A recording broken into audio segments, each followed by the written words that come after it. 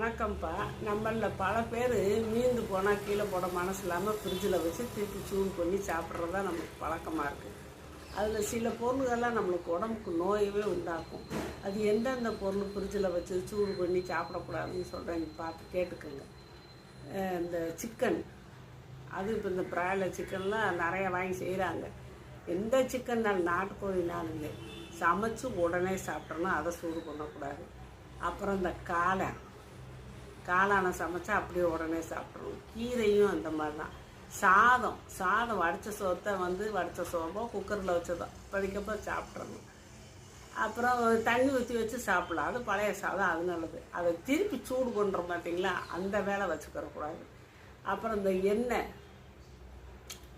பலாரஞ்சுத்த எண்ணெய், பொரிச்ச எண்ணெய்கள்லாம் வச்சு திருப்பி அதை சுட்டுக்கிட்டே இருப்பாங்க கடைகளில். அதுவும் நல்லதில்லை, நோயை உட்படும். அப்புறம் பீட்ரூட்,